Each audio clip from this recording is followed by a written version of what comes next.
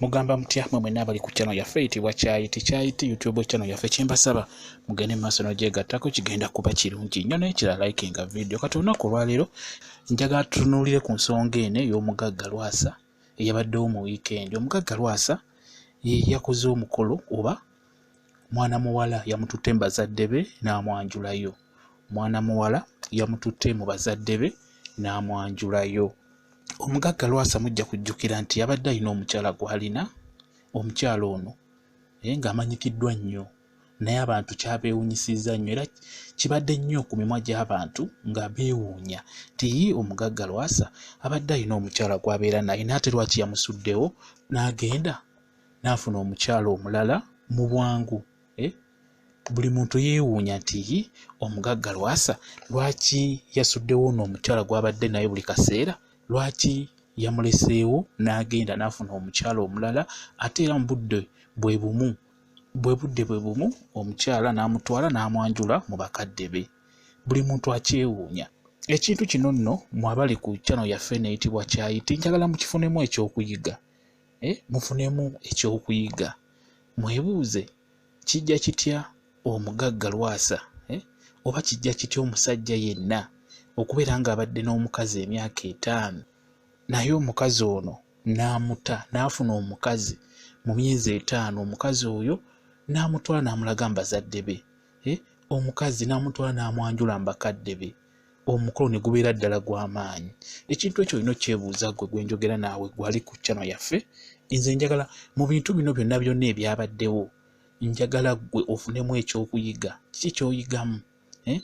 Tonenya muwala muleke, tonenya musajja muleke, naye gwe funamu ekyokuyiga kyensaba. Nabagamba nnyo nti ebiseera ebisinga omusajja ono wajja mu maaso go n'akukwana tobitwala bya kusaaga. Okitegeera, tobitwala bya kusaaga, kitwale nga kiri serious. Ekintu ekyo kiba kikulu nnyo okutwala ekintu nga kiri serious naddala mu bintu ebyo eby'obufumbo eby'okwagalana. Omusajja yenna wajja mu maaso go n'akukwana, fuba okulaba ng'ekintu ekyo ng'okitwala nga kiri serious.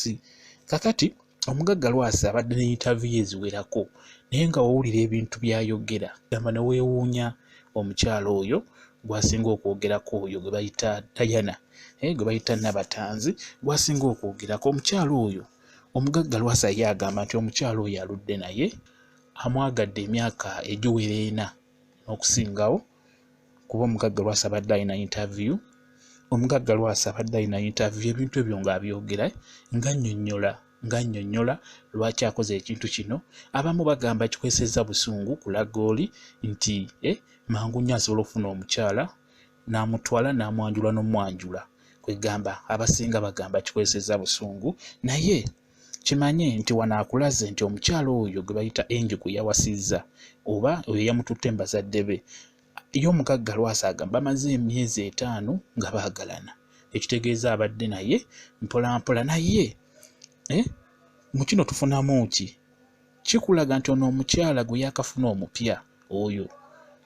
Omukyala yajja ng'ali serious ng'ayagala musajja wa kumwanjula, ng'ayagala musajja gw'atwala mu bazadde be bamulabe, ng'ayagala musajja gw'anaabeera naye ng'ali serious. Olw'ensonga nti Angel akulaze nti yajja mu bulamu bwa Omugagga Lwasa emyezi 5 emabega. Mu myezi 5 Omugagga Lwasa omukolo ogukoleddwa, bamututte mu bazadde ne bamwanjulayo, awaddeyo ebintu ebyetaagisa, awaddeyo ebyo ebyetaagisa bulungi nnyo, kwegamba ne bamwanjula mu bazadde. Naye ate n'akulaga nti ono bamaze emyaka egiwera 5 tebakyalangako waabwe, tamutwalangako kumwanjula mu bazadde be. Ekyo kiba kitegeeza ki? Kiba kitegeeza ono Angel ali serious naye ate ono gwe yamala naye emyaka 4-5 teyali serious. Oba mukiraba bulungi nnyo, ono ali serious naye ate ono ye teyali serious. Mukitegedde bulungi nnyo. Kati n'olwekyo mmwe abaana abawala ebintu bino mufunemu bufunyi kyakuyiga mu ekyo. Omanye nti singa mba nfunye omusajja biki bye nnina omugamba ebyo bisobola omutengula omutima ne tukyala ewaffe sinakiti n'okwanjula ne kubeerawo. Ebyo kiba kirungi nnyo okumanya ebintu nga bino n'ofunamu Omugagga Lwasa yalese omukyala gw'amaze naye emyaka 5 n'afuna ono jjasito w'emyezi 4 ate yamututte n'amwanjula ewaabwe. Ekintu ng'ekyo mbasaba mu abakyala mufunemu ekyokuyiga, weebuuze nti ono gwaludde naye kiki ekyamulemesezza omutwalo omwanjula ate n'ayanjula ono gwe yabadde yakafuna. Ekyo nno ekintu ki? Kwegamba mufunemu ekyokuyiga mu abakyala, weebuuze nti bwe yali amukwana bwe baali batandika we waali obuzibu oba enneeyisa gye bazze beeyisaamu yeereese obuzibu. Ono gwe yakafuna bigambo ki ebyo bye yamugambye ebyasobodde omukakasa n'asalawo n'amutwala n'amwanjula n'embazadde be. Kayina olw'ekyo ebintu ng'ebyo bwe bituuka ku bantu mugezeeko okulaba nga mufunamu ekyokuyiga mu mwenna abali ku channel yaffe eno. Ebintu ng'ebyo okugeza kati ng'ebyo omaze n'omusajja emyaka 5 mubeera mwenna, akukoledde bizinesi, akuwadde ennyumba, akugulidde emmotoka, kwegamba buli kimu akikuwadde ekyetagisa mu bulamu, naye ate eddakiika emu akusuddewo n'asalawo n'ayanjula omukyala gwe yakafuna, kyokka ng'ate gwe ebbanga lyamaze naawe nga temukyalangako wammwe, tomwanjulangako wammwe, naye ono gwe yakafuna ate n'amukolera ebintu ebyo. Kiva ku ki? Ekintu ng'ekyo mba mulina okyebuuza. Ebiseera ebisinga kiva ku mmwe abaana abawala, engeri gy'oba oyogeramu n'omwami oyo, engeri gy'oba weeyisaamu n'omwami oyo, kikola ky'amaanyi nnyo okusobozesa omwami oyo okukolera buli kimu ky'obeera oyagala. N'olwekyo abaana abawala mulina ofuba okulaba nga mukyusa ku mpisa.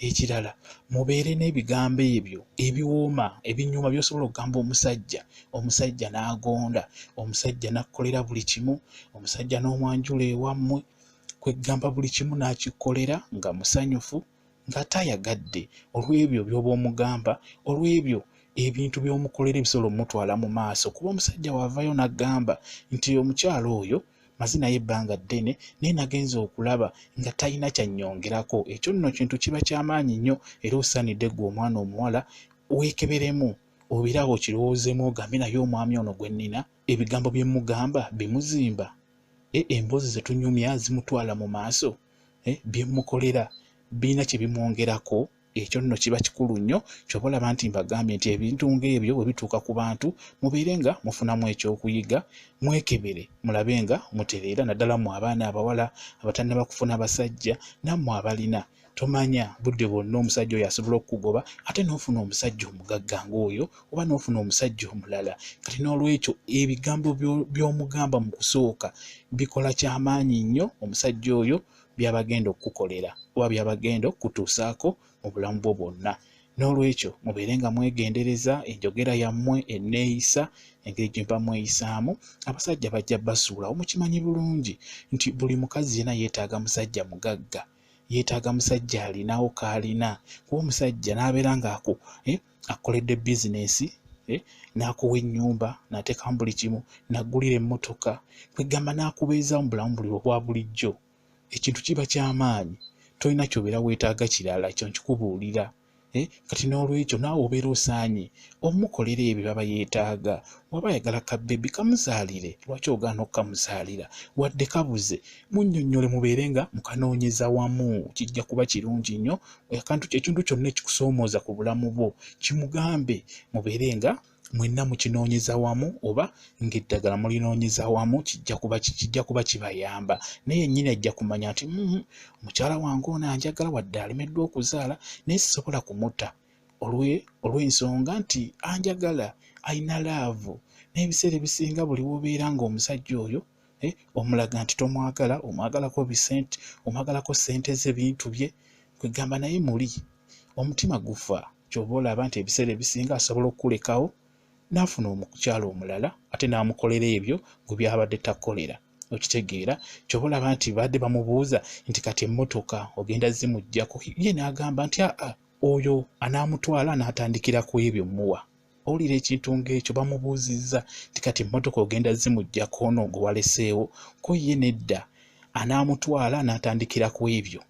Kwegamba ng'olabira ddala nti omusajja ye talina buzibu na bintu bye, nga naye ekizibu kiri ku ggwe omukyala olw'ebyo by'olemeddwa okutuukiriza ng'omukyala mu bufumbo.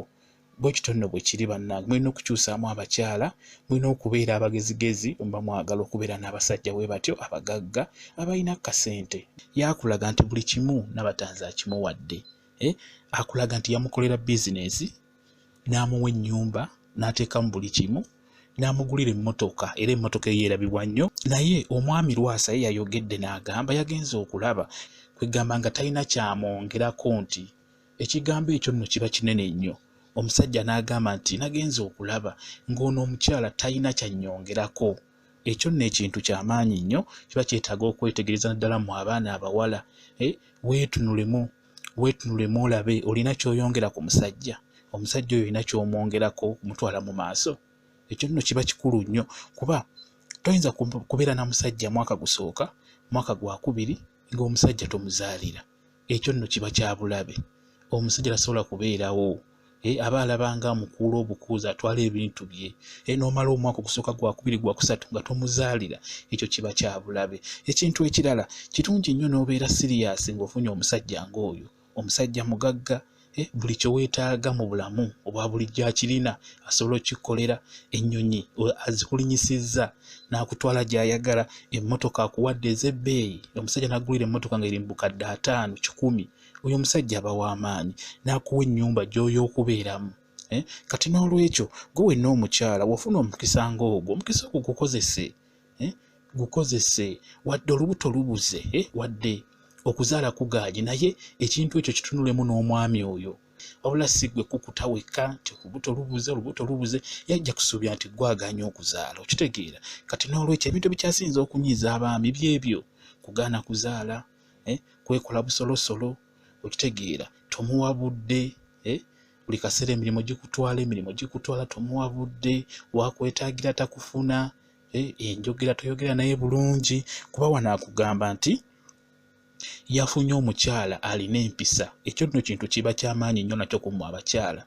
Yakugamba nti afunye omukyala ono Enjo, yamulaba nga Enjo alina empisa, ng'alaba kyali naye kyali, kwekitegeeza yamubuulira ennaku ye ono omugagga n'emukwata ku mutima, n'amulaga nti ye kyali kyekyo. Olw'ensonga yamubuulira ekyo ekituufu, ate n'amulaga nti alina empisa.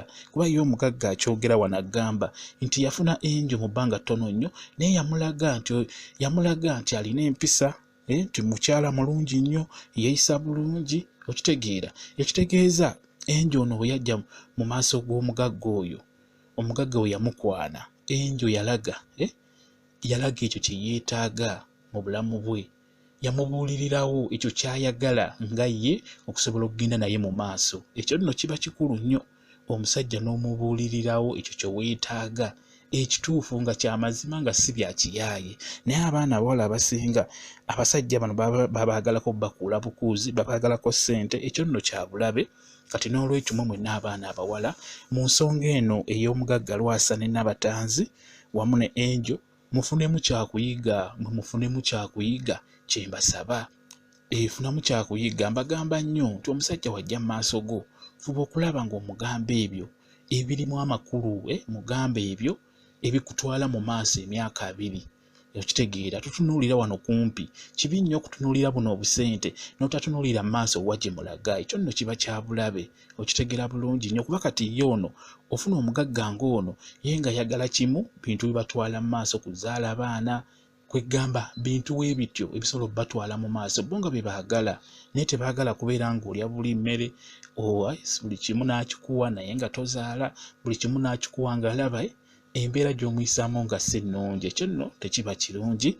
Bwe kityo bwe kiri. Njagadde twogere ku nsonga eno, mugimanye, mufunemu ekyokuyiga. Ebintu ng'ebyo bwe mubiwulira ne mubiraba ku TV okwo, ne mubiraba ku YouTube, biwulirize bulungi, naye ggwe funamu kyakuyiga, okitegeera. Kati n'olwekyo ebintu ng'ebyo mufunengamu ebyokuyiga, ate mubitwale nga bintu bikulu nnyo. Bwe kityo bwe kiri. Mbaagala nnyo mmwe mwenna abali ku channel yaffe eyitibwa Kyayiti YouTube channel yaffe. Kyenkusaba genda maaso n'ogyegattako, kigenda kuba kirungi nnyo. Naye kya likinga video. Baagala nnyo mubeere bulungi, mweraba.